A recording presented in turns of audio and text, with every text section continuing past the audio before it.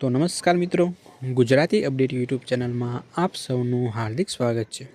તો મિત્રો, તમને ખ્યાલ જ છે કે બગદાણાને લઈને જે થોડા સમયથી વિવાદ ચાલી રહ્યો હતો, એમાં મિત્રો પોલીસે જયરાજ આહિરની ધરપકડ કરી લીધી છે। મિત્રો, જયરાજ આહિરની ધરપકડ થયા બાદ નવનીતભાઈએ મોટા ખુલાસા કર્યા છે।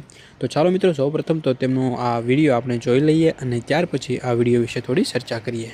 માયાભાઈને ફોન કરેલો કે તમારા દીકરાએ જે મારી સાથે મારવાનો સાજિશ રચી છે, તમારા છોકરાએ મારા હાથ પગ તોડી નાખ્યા છે, એવી મેં માયાભાઈને એટલા માટે મેં ફોન કર્યો હતો। પછી જ્યારે માયાભાઈ મારો ફોન નહોતો પડ્યો, પછી માયાભાઈનો મારામાં ફોન આવ્યો હતો। માયાભાઈનો મારામાં ફોન એટલે મેં એને વાત કરી કે તમારા છોકરાએ આવું મારી રોડે કર્યું છે। ત્યારે મને માયાભાઈ એવું કીધું કે ભાઈ હું બહાર છું, આવી જાઉં એટલે જે કાંઈ મેટર રહેશે આપણે પતાવી દઈશું।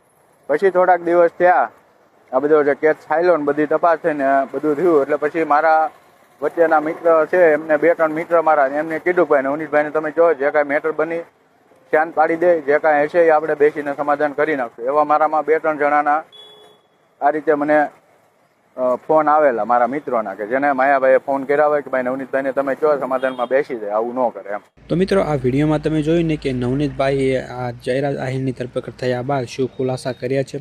તો મિત્રો, એમનું કહેવું એવું છે કે જ્યારે તેમને મારવામાં આવ્યો હતો ત્યાર પછી નવનીતભાઈએ માયાભાઈ આહિરને ફોન કર્યો હતો, પરંતુ માયાભાઈ આહિર દ્વારા તેમનો ફોન ઉપાડવામાં આવ્યો નહોતો અને ત્યાર પછી માયાભાઈએ એમને ફોન કર્યો હતો અને સમાધાન બાબતે તેમની સાથે વાતચીત કરી હતી। તો મિત્રો, તમારું આ વિડીયો વિશે શું કહેવું છે એ તમે કોમેન્ટમાં જરૂરથી જણાવજો અને આ વિડીયો જો તમને પસંદ આવ્યો હોય તો વિડીયોને એક લાઇક કરી દેજો અને સાથે સાથે ચેનલને સબસ્ક્રાઈબ પણ જરૂરથી કરી દેજો।